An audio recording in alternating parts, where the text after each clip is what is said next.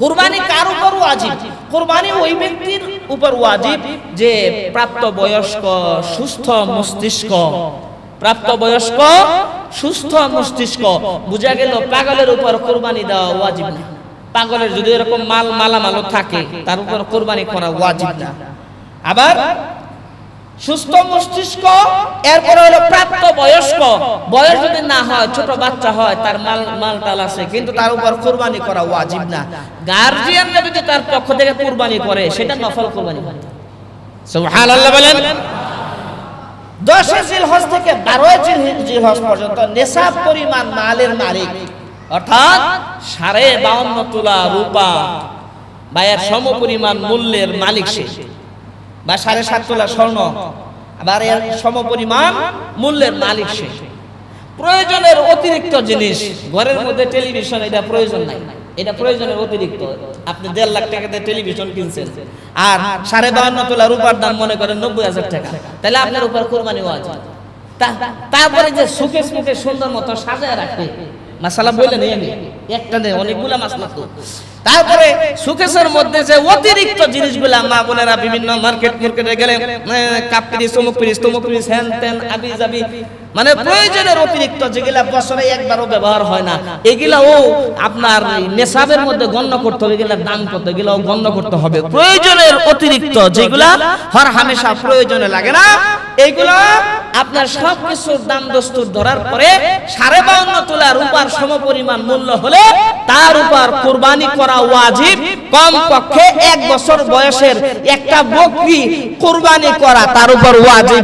তারপরে বড় করবে না, কত বড় করবে, দুম্বা করবে না উট করবে, সেটা তার ব্যাপার, তার উপর কুরবানি ওয়াজিব, তার উপর কুরবানি ওয়াজিব। এরপর আরেকটা বিষয় হলো, যদি 51 ভুক্ত পরিবার, মানে একসাথে ভাইরা 4 ভাই একসাথে জয়েন্ট ফ্যামিলি, এখন হিসাব করে দেখা যায় সবার উপর কুরবানি ওয়াজিব। প্রত্যেকের যদি নেশাব পরিমাণ মাল থাকে প্রত্যেকেরই কুরবানি দেওয়া ওয়াজিব। এখন আলাদা আলাদা কিনেই দেখ, বা একটা গরুতে মনে করেন 4 জন শরীক হোক, একটা গরু দেখেন কুরবানি দেওয়া যায়।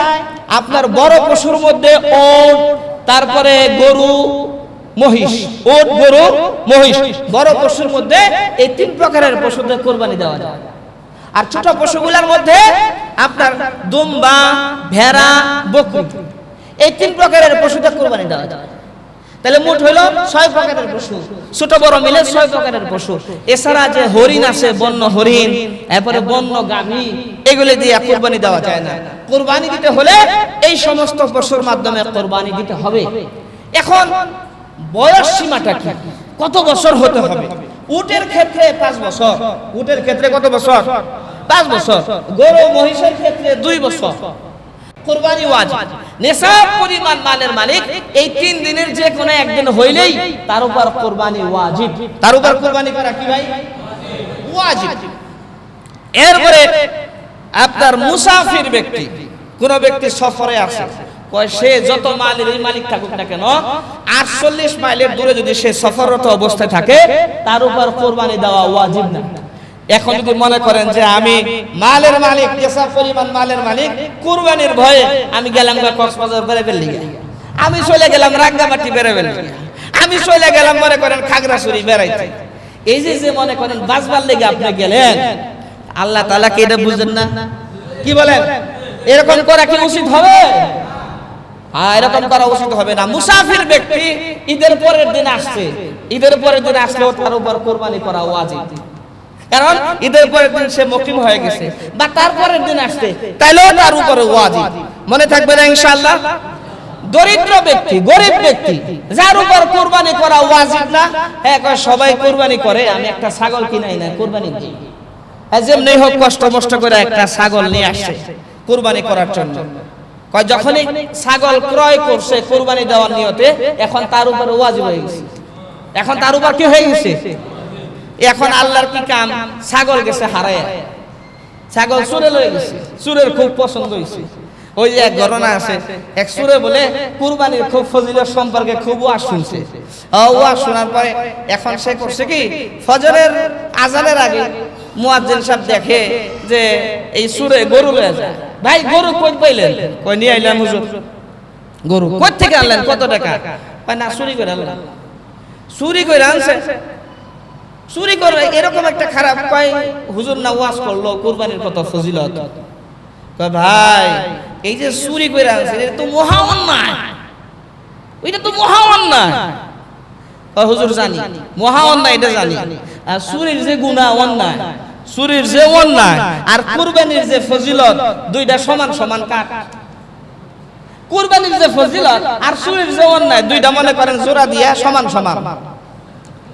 এরপরে মাঝখান থেকে গোশত হইলো ফাউ ফাউ, গোশত ফাউ ফাউ খাইবে, তাহলে কুরবানি হইব? এখন গরিব মানুষে একটা বকরি কিনছিল, বকরি চুরে লয়ে গেছে। এখন তার জন্য কুরবানি করা ওয়াজিব না, যে আগে আবার একটা বাজার থেকে কিনে আনো আইনা জবাই করো, এরকম তার উপর ওয়াজিব না।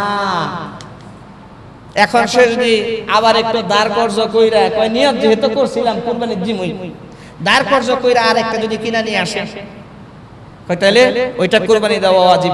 এখন আগেরটা যদি আবার ফেরত পায়, সুরে চিন্তা করলো যে আর গরিব মানুষ দিয়ে আগেরটাও ফেরত আসছে, এখন এই গরিব মানুষটা কি করবে? দুইটা কুরবানি করবে না একটা কুরবানি করবে? বলে যে তার উপর দুইটা করাই ওয়াজিব, কারণ এর উপরে ওয়াজিব ছিল না। সে যখনই নিয়ত করে ক্রয় করছে সাথে সাথে ওয়াজিব হয়েছে, আগেরটাও ওয়াজিব হয়েছে, পরে যখন কিনছে এটাও ওয়াজিব হয়েছে, এখন দুইটা পাইছে, এখন দুইটাই ওয়াজিব। এটা যদি ধনী ব্যক্তির ক্ষেত্রে ঘটে যার উপর কুরবানি ওয়াজিব, এর ক্ষেত্রে যদি ঘটে, যদি হারানো যায়, চুরে নিয়ে যায়, তখন বিধান হইল চুরে নিয়ে যায়, হারানো যায়, কুরবানি ওয়াজিব আর একটা কিনে দিতেই হইবে, আর একটা কিনে দিতেই হবে। কিন্তু গরিবের ক্ষেত্রে কিন্তু এটা ছিল না যে তোমার আরেকটা কিনে দিতে হবে, এরকম ছিল না। কিন্তু যে ধনী নেশাব পরিমাণ মালের মালিক, তার আরেকটা কিনে দিতেই হবে। এখন আরেকটা কিনছে, এখন আগেরটাও পাইছে, এখন বলে যে তোমার যে কোনো একটা দিলেই হবে, যে কোনো একটা। তবে আগেরটা যেহেতু নিয়ত করে কিনছিল, এই জন্য দুইটা দেওয়া ভালো, দুইটা দেওয়া ভালো। মাসালা মনে রাখবেন, খেয়াল, মাসালার মধ্যে একটু পেশ আছে, এটা খেয়াল রাখতে হইব, মনে রাখতে হইব। কোনো প্রশ্ন জাগলে মনে জমা করে রাখবেন, খাতির জমা আমার কাছে বসবেন, তারপর মাসলা মাসাইল ইনশাআল্লাহ। আগে বইলে নেই অনেক মাসালা মাসাইল। কুরবানির সময় একবারে 10 তারিখ থেকে নিয়ে 10, 11, 12 3 দিন কুরবানি করা যায়। এই মাঝখানে যে দুইটা রাত পরে, রাতেও কুরবানি করা যায়, তবে রাতে কুরবানি না করাই উত্তম, না করাই ভালো। অন্ধকারে যদি রক্ত না কাটে তাহলে আবার ঝামেলা। এই জন্য রাতেও কুরবানি করা যায়, আর 3 দিন কুরবানি করা যায়। প্রথম দিন করা হলো সবচেয়ে ভালো, তারপরে হলো পরের দিন, তারপরে যদি একেবারে সম্ভব না হয় তারপরের দিন। প্রথম দিন কখন থেকে কুরবানি করা যাবে, এটা একটা প্রশ্ন। প্রথম দিন কখন থেকে কুরবানি করা যাবে? ঈদের নামাজ হয় নাই, আর আপনি গরু জবাই শুরু করে দিলেন, কুরবানি হবে? হুজুর সাল্লাল্লাহু আলাইহি ওয়াসাল্লাম বলছেন যে ঈদের নামাজের আগে যারা এরকম জবাই করলো, কুরবানি করলো, এটা কুরবানি না, এটা খালি গোশত খাওয়া হবে। এজন্য ঈদের নামাজের আগে কুরবানি করা জায়েজ না। হ্যাঁ, ওই ব্যক্তি, যেই ব্যক্তি বিদেশ থাকে, আমাদের বাদশা ভাই যেরকম ইতালি থাকে, কুরবানি ওয়াজিব, এন্ড কুরবানি দিবে হলো টিয়াবাড়িতে। এখন ওইখানে মনে করেন নামাজ এক সময়, এইখানে নামাজ এক সময়, তাহলে নামাজের টাইম তো ভিন্ন, সময়ও তো ভিন্ন। তো সেই ক্ষেত্রে গ্রহণযোগ্য হইল বাদশাহের পশুটা যে এলাকায় আছে ওই এলাকার সময় হলো গ্রহণযোগ্য। এই এলাকায় যখন নামাজ শেষ হবে ও তখন কুরবানি করা যাবে, কারণ পশু হলো এইখানে, পশু যেখানে সেই জায়গার স্থান হইলো ধর্তব্য। মনে থাকবে ইনশাআল্লাহ। আচ্ছা ভাই, এরপরে একটা পশুর মধ্যে কয়জন শরীক হওয়া যায়? গরু মহিষ হইলে 7 জন পর্যন্ত শরীক হওয়া যায়, 7 জন পর্যন্ত কি হওয়া যায়।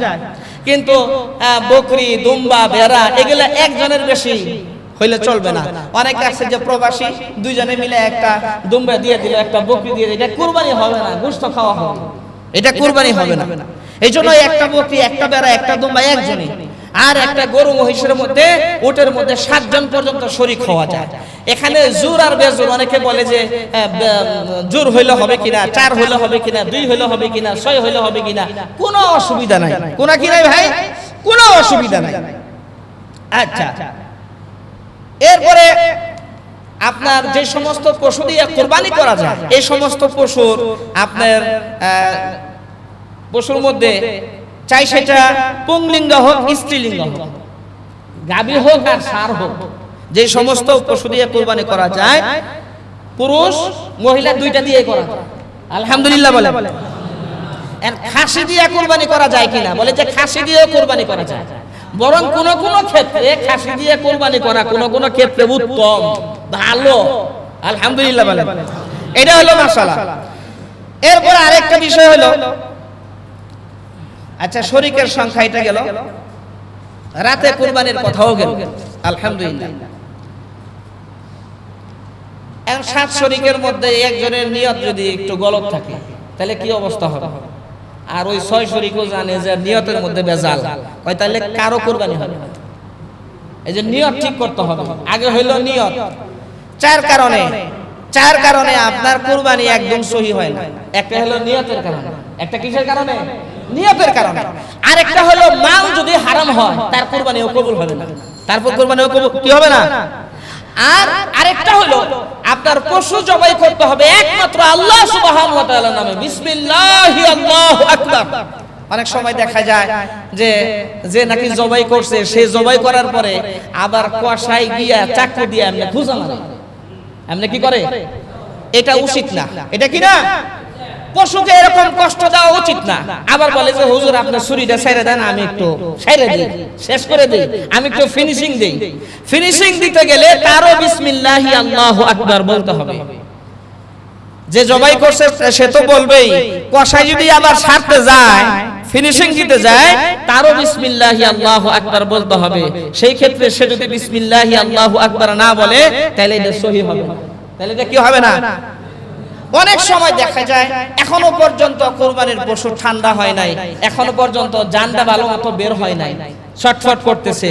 কসাইদের তো তাড়াহুড়া, এখন তো আর একটা শুরু হইব, এই জন্য আরম্ভ করে কি ঠ্যাং থেকে শুরু করে দেয়, আস্তে আস্তে কাটা শুরু করে দেয়। খবরদার এটা করতে দিবেন না, খবরদার এটা করতে দিবেন না। যেখানে মাসালার মধ্যে আসছে যে পশু কুরবানির জন্য যে ছুরি হবে এটা ভালো মতো দাঁড় দিয়ে নিবে যাতে পশুর কষ্ট কম হয়। সেইখানে একটা জীবিত পশু এখনো পর্যন্ত ভালো মতো রো বের হইল না, সেখানে মনে করেন ঠান্ডা হওয়ার আগে বাস শুরু করে দিল, এটা একদম, এটা খুব খেয়াল রাখবেন, এটা করতে দিবেন না, এটা করতে দিবেন না। এরপরে ভাই আরেকটা বিষয় হলো যে অনেক সময় দেখা যায় যে কুরবানির বন্টনের ক্ষেত্রে, কুরবানির গোশত বন্টনের ক্ষেত্রে 3 বন্টন করা তো মুস্তাহাব। একটা নিজেদের জন্য, একটা আত্মীয় স্বজনের জন্য, একটা গরিব মিসকিনদের জন্য। তার আত্মীয় স্বজনের ভাগে দেখেছে প্রতিবেশী আছে, ওইখানেও কিছু তাকসিম বন্টন করে দিল। 3 বন্টন করা মুস্তাহাব। কেউ যদি 3 বন্টন না করতে পারে, 2 বন্টন করলো আর বন্টনই করলো না, ভাই তাইলেও কোনো সমস্যা নাই। আল্লাহ তাআলার কাছে পৌঁছে হলো দিলের নিয়ত। কি পৌঁছে ভাই? আপনার নিয়তটা কি? দিলের নিয়তটা হলো আল্লাহ রাব্বুল আলামিনের কাছে পৌঁছবে। আরেকটা মাসালা খুব গুরুত্বপূর্ণ। আজকে ওই এক ইমাম সাহেব আমাদের ফোন দিছে, কয়জন অনেকে অনেক কথা কইতাছে, মাসালা একটু কম। কি মাসালা? এই মাসালা আপনাদেরকে আগেও বলছি যে কুরবানির পশুর মধ্যে আকিকার অংশ জায়েজ কিনা, কুরবানির পশুতে আকিকা দেওয়া জায়েজ কিনা। কুরবানির পশুতে আকিকা দেওয়া কোনো সমস্যা নাই, কোনো অসুবিধা নাই, আকিকা দেওয়া যায়। এইটাই হলো সহিহ মাসালা, এইটাই হলো অধিকাংশ উলামায়ে কেরামের ফতোয়া। মনে থাকবে ইনশাআল্লাহ। এরপর আরেকটা মাসালা হলো আপনার কুরবানি যে করতেছে তার সম্পদ যদি হারাম হয়, তার সম্পদ যদি কি হয়, কুরবানির পশু কিনছে সুদের টাকা দিয়ে, ঘুষের টাকা দিয়ে, এরকম যদি হয় তাহলে কি কুরবানি কবুল হবে? কি বলেন, কুরবানি কি কবুল হবে? এই জন্য সাবধান, হালাল টাকার মাধ্যমে, যেহেতু আল্লাহর সন্তুষ্টির জন্য কুরবানি করব, মালিকের সন্তুষ্টির জন্য কুরবানি করব, হালাল টাকার মাধ্যমে এটা আমার কুরবানিটা হয়। মনে থাকবে ইনশাআল্লাহ ভাই। কুরবানির পশু একটু হৃষ্টপুষ্ট দেখে, মোটা দাদা দেখে, সুন্দর দেখে কিনা হইলো উত্তম। একবারে এমন একটা কিনছে মনে করেন একবারে মেরা কেরকেরা, মাসালা আছে। মাসালা হইলো ওই পশু, যেই পশু নিজের কুরবানির স্থান পর্যন্ত পায়ে হাইটা যাইতে পারে না, দুর্বল করে যায়, এরকম পশু দিয়ে কুরবানি করা জায়েজ নাই। এরকম পশু দিয়ে কুরবানি করা জায়েজ নাই। 4টা পা, 4 পায়ের মধ্যে 1 পা মনে করেন সমস্যা হয়েছে, 1 পা ল্যাংড়া হয়ে গেছে, ওই পায়ে ভরই দিতে পারে না, তাহলে এরকম পশু দিয়ে কুরবানি করা জায়েজ নাই। কান অর্ধেক বা অর্ধেকের বেশি কাটা, কান কাটা, অর্ধেক বা অর্ধেকের বেশি কাটা, লেজ কাটা, অর্ধেক বা অর্ধেকের বেশি কাটা, চোখ দুই চোখই অন্ধ বা এক চোখ কানা দেখে না, এরকম পশু দিয়ে কুরবানি করা জায়েজ নাই। পশু এরকম শুকায় গেছে, মনে করে হাড্ডির ভিতরে যে আপনার মগজ সেইটাও শুকায় গেছে, এরকম পশু দিয়ে কুরবানি করা জায়েজ নাই। মনে থাকবে না ভাই মাশাআল্লাহ ইনশাআল্লাহ।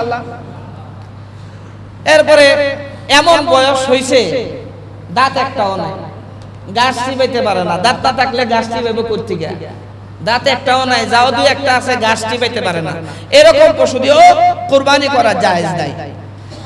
যেই পশুর শিং গোড়ার থেকে উঠে গেছে, মস্তিষ্কের ক্ষতি হইছে, সেই পশু দিয়ে কুরবানি করা জায়েজ নাই। হ্যাঁ, পশু শিং ছোট, ভাঙে টাঙ্গে নাই, শিং ছোট বা গজাই নাই ভালো মতো, কিন্তু বয়স হয়েছে, এরকম পশু দিয়ে কুরবানি করা জায়েজ, কোনো অসুবিধা নাই, কোনো সমস্যা নাই। এরপরে আপনার নতুন পশু, যেই পশু কুরবানি করার জন্য কিনছে, এটা যদি হারায় যায়, এই মাসালা কিন্তু প্রথমেই বললাম, হারায় গেলে কি মাসালা এটা প্রথমেই বলছি, কোনো সন্দেহ থাকলে আবার জিজ্ঞেস করবেন ইনশাআল্লাহ। একজনে গাবি কুরবানি করছে, এখন গাবির পেটে বাচ্চা হইছে, কুরবানি হবে কিনা? কুরবানি হবে, তবে গাভীর পেটে বাচ্চা থাকলে, জীবিত থাকলে ওইটারও জবাই করবে। আর গর্ভবতী পশু কুরবানি না করাই ভালো, জায়েজ, কিন্তু ভালো মন্দ আছে, একবারে কাছাকাছি যেটা সেটা এরকম করবে না, মাসালার মধ্যে নিষেধ। আর পেট থেকে যদি তাজা বাছুর বের হয়, তাহলে এই বাছুরটা যদি জীবিত থাকে, একদম জীবিতটা সদকা করে দেওয়া ভালো, গরিব মিসকিনদেরকে সদকা করে দেওয়া। এরপরে আপনার পশু কেনার পরে যদি দোষ দেখা যায়, পশু কিনছে, কেনার পরে এখন শিং ভেঙে গেছে, ধনী মানুষ হইলে আর একটা কিনা দিতে হবে, আর গরিব মানুষ হইলে কয় তুই তো এমনি গরিব, তোর তো ওয়াজিবই না, তুই নেই দি, এইটাই ওর জন্য কুরবানি দিবে, আর নতুন করে তার জন্য কিনতে হবে না। আর পশুর বয়সের ব্যাপারে, পশুর বয়সের ব্যাপারে কার কথা গ্রহণযোগ্য হবে? আর কালামপুর হাটে গেছেন গরু কিনতে, গাবতলী হাটে গেছেন গরু কিনতে, আর বিক্রেতা বলতেছে ভাই আমার গরুর বয়স 2 বছর 2 মাস, দেখে মনে হয় যে এটা 2 বছরও হয় নাই। যদি মনে হয় 2 বছরও হয় নাই, তাহলে অন্যরা দেখাই ভালো। তবে যদি মনে হয় 2 বছর হইছে আর বিক্রেতাও বলছে, তাহলে অবশ্যই সেটা গ্রহণযোগ্য হবে, অবশ্যই সেটা গ্রহণযোগ্য হবে। তো বয়স সীমার ব্যাপারে বিক্রেতার কথা হলো গ্রহণযোগ্য হবে। এখন প্রশ্ন জাগে, যেই পশুর বাচ্চা হয় না, বন্দা, এই পশু দিয়ে কুরবানি করা জায়েজ কিনা? বা এই পশু দিয়েও কুরবানি জায়েজ, কোনো অসুবিধা নাই। আল্লাহু আকবার। এরপরে কুরবানির পশু থেকে জবাহের আগে উপকৃত হওয়া, গাভী কুরবানির জন্য আনছে গাভী, এটা আবার দুধ হয়, দুধ দেয়, করছে কি দুধ দোয়া খাইতেছে, কুরবানির দিন তো আসতে বাকি আছে, দুধ দোয়া খালি খাইতেছে, যতটুক তুমি খাইছো একটু, এটার মূল্য ধইরা যে কয় কেজি খাইছো, 5 কেজি খাইলে 500 টাকা তুমি সদকা করে দাও। এই জন্য কুরবানি পশুর থেকে যদি উপকৃত হয়, বা মনে করেন কৃষক ওইটাতে হাল চাষ করছে, যে পরিমাণ হাল চাষ করছে হিসাব পাতি কইরা তারপরে টাকা সদকা করে দিতে হবে। এই জন্য কুরবানি পশু থেকে আপনার উপকৃত হওয়ার ব্যাপারে এই হলো মাসালা। এরপরে 7 জনে কুরবানি করবেন, একজনে মরে গেছে, কুরবানির আগে মরে গেছে, এখন তার যে ওয়ারিসরা আছে, উত্তরাধিকার আছে, এরা বলতেছে ঠিক আছে এটা কুরবানির জন্য, বাস কুরবানির জন্য, তাহলে আলহামদুলিল্লাহ সমস্যা নাই। আর ওয়ারিসরা যদি মনে করেন ঠ্যাং বাজা না, দিন না, তাহলে এটা দিয়ে কুরবানি হবে না, ওই টাকাটা ফেরত দিতে হবে। ওই টাকাটা কি করতে হবে ভাই? ফেরত দিতে হবে। এরপরে মৃতের পক্ষ থেকে কুরবানি করা, বাবার পক্ষ থেকে, মার পক্ষ থেকে, দাদা দাদির পক্ষ থেকে কুরবানি করা অবশ্যই জায়েজ, এটা সওয়াবের কাজ। হুজুর সাল্লাল্লাহু আলাইহি সাল্লাম হযরত আলী রাদিয়াল্লাহু তাআলা আনহুকে বলছেন, আমি যদি দুনিয়ার জমি থেকে চলেও যাই, আল্লাহ তাআলা উঠায় নেন, আমার পক্ষ থেকে তুমি কুরবানি করবা। এই জন্য কারো যদি সামর্থ্য থাকে যে নিজের পক্ষ থেকে তো 1 ভাগ রাখলোই, আল্লাহ রাসূলের পক্ষ থেকেও যদি কুরবানি দেয়, তাহলে এটা তো নসিবের ব্যাপার, এটা কিসমতের ব্যাপার। মৃত আত্মীয় স্বজনের পক্ষ থেকেও কুরবানি করা যায়, জীবিত আত্মীয় স্বজনের পক্ষ থেকেও কুরবানি করা যায়। আলহামদুলিল্লাহ বলেন, আল্লাহু আকবার। এরপরে ভাই কুরবানির গোশত জমায় রাখা, ফ্রিজিং করা, প্রসেসিং করা সব জায়েজ। জমা রেখে রেখে ফ্রিজে রেখে খাওয়া, প্রসেসিং করা, এগুলা সবই জায়েজ, কোনো অসুবিধা নাই। কুরবানির গোশত বন্টনের মাসালা তো বললামই। এরপরে গোশত চর্বি, যদি কেউ কুরবানি পশুর গোশত চর্বি বিক্রি করে, যেই পরিমাণ বিক্রি করছে ওই পরিমাণ টাকা সদকা করে দেওয়া তার উপর ওয়াজিব, এটা সদকা করে দিতে হবে। এরপরে যেই ব্যক্তি জবাই করে, জবাইকারী ব্যক্তি জবাইয়ের যে পারিশ্রমিক সেইটা তাকে আগে দিবে। দেওয়ার পরে তারপরে যদি মন চায় যে হাদিয়া হিসাবে গোশত দিলাম, তাহলে কোনো সমস্যা নেই, হাদিয়া হিসাবে দিলাম, কোনো অসুবিধা নাই। কিন্তু আপনি পারিশ্রমিক না দিয়ে একটা গোশত দিয়ে পারিশ্রমিক দিয়ে দিলেন, এটা সম্পূর্ণ নাজায়েজ এবং হারাম। ঠিক তেমনি ভাবে যে সমস্ত কসাইয়ের মাধ্যমে আপনার গরু বানাইছেন, তাদেরকে পারিশ্রমিক না দিয়া, তাদের সাথে কন্ট্রাক্ট না কইরা আপনি খালি গোশত ধরায় দিলেন বা টাকা কিছু কমায় দিয়ে গোশত একটু দিয়ে দিলেন, এরকম তারে বুঝাইলেন, এটা সম্পূর্ণ নাজায়েজ এবং হারাম। এটা ভালো মতো বুঝা যান, ভালো মতো এটা মনে রাখবেন। ইনশাআল্লাহ কসাইয়ের সাথে কন্ট্রাক্ট করবেন যে ভাই বানাইতে কত টাকা নেবেন, 500 টাকা নিবে, 500 টাকা তাকে আগে দিবেন, তারপরে আপনার যদি খুশি লাগে আপনি তারে 1 কেজি দেন, 10 কেজি গোশত দেন, কোনো অসুবিধা নাই। তার পারিশ্রমিকটা আগে দিয়ে নিতে হবে, এটা মনে থাকবে না ভাই ইনশাআল্লাহ। আল্লাহু আকবার। এরপরে পশু জবাইয়ের সময় এক পশুর সামনে আরেক পশুকে জবাই না করা, এক পশুর সামনে আরেক পশুকে জবাই না করা, এটা একটু খেয়াল রাখা। কুরবানির গোশত বিধর্মীকে দেওয়া যায় কিনা? কুরবানির গোশত বিধর্মীকে দেওয়া যায়, এতে কোনো সমস্যা নাই, জায়েজ জায়েজ জায়েজ, কোনো অসুবিধা নাই। বিধর্মীকেও কুরবানির গোশত দেওয়া যায়। অন্য কারো কুরবানি যদি নিজে আদায় করতে চায়, তাহলে যার পক্ষ থেকে আদায় করবে তার কাছে অনুমতি নিবে। তার ওয়াজিব কুরবানি আদায় করতে চাইলে তার কাছ থেকে অনুমতি নিবে। কুরবানির পশু চুরি হয়ে গেলে কি হবে আগেই বলছি। এরপরে পাগল পশু, একটা পশু হলো পাগল, এটা কুরবানি দেওয়া জায়েজ কিনা? কয় কুরবানি দেওয়া জায়েজ, তবে ভালোটা দেওয়া হলো ভালো, জায়েজ। একটা হলো চলে আর একটা হলো উত্তম, জায়েজ, তবে ভালোটা সুস্থ, ভালোটা দিয়ে দেওয়া হলো উত্তম, ভালো। কুরবানির গোশত নিজে ভক্ষণ করা, অনেকে আছে গরু পালে তো মহব্বত করে, গ্রাম দেশে এটা হয়, মহব্বত করে পাললে আর এটা গোশত আর খায় না। আমি এক এলাকায় দেখছি যে এটা মহব্বত করে পালছে, যেদিন কুরবানি হয় ওই দিনে আত্মীয় বাড়িতে জায়গা, এইটার গোশত আর একটু করেও খায় না, মহব্বত লাগে। এই খাস না কে? মহব্বত লাগে, মায়া লাগে। একটা পশুরে পাললে অনেক মায়া মহব্বত, ভালোবাসা পাল। কুরবানির গোশত নিজে খাওয়া হলো মুস্তাহাব। নিজে খাওয়া কি? এটা বরকতপূর্ণ গোশত, বরকতের গোশত, এটা নিজে খাওয়া হলো মুস্তাহাব। ঋণ করে কুরবানি করা যায় কিনা? হ্যাঁ, ঋণ করে কুরবানি করা যায়। হ্যাঁ, আপনি ঋণ করে কুরবানি করবেন, এটা জায়েজ। যে সুদে টাকা এনে কুরবানি করবেন, এটা জায়েজ নাই। সুদে টাকা এনে কুরবানি করবেন, হ্যাঁ, হারাম দিয়ে চালাবেন, এটা কাজ হবে না, এটা জায়েজ হবে না। তবে হ্যাঁ, ঋণের টাকা কনফার্ম দিতে পারবেন, এরকম যদি কনফার্ম হন তাহলে ঋণ করে তারপরে কুরবানি করবেন। এরপরে ভাই আরেকটা বিষয় হলো, বিদেশের কথা তো বললামই। কুরবানি দাতা যদি ভিন্ন স্থানে থাকে, তাহলে যে জায়গায় পশুরা থাকবে ওই জায়গার আপনার সময় ধর্তব্য হবে। কুরবানির চামড়া, কুরবানির চামড়া নিজে ব্যবহার করা যায়, যদি নিজে ব্যবহার করতে পারেন কোনোভাবে তাহলে যায়।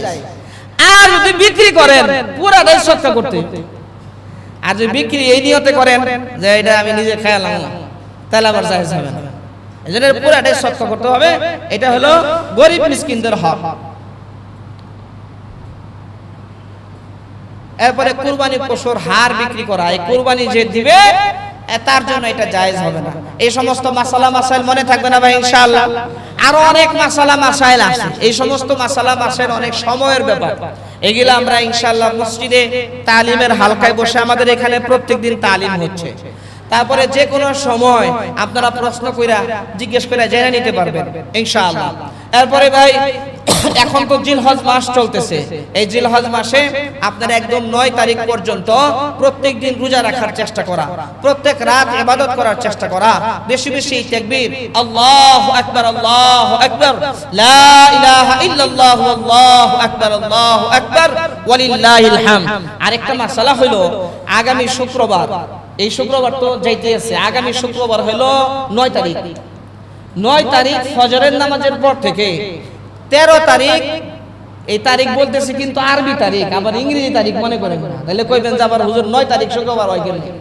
7 তারিখে তো ঈদই, 9 তারিখ 9 জিলহজ, 9 তারিখ 9 জিলহজ শুক্রবার, আগামী শুক্রবার ফজরের নামাজের পর থেকে 13 তারিখ আসর পর্যন্ত সর্বমোট 23 ওয়াক্ত নামাজে, কয় ওয়াক্ত নামাজে?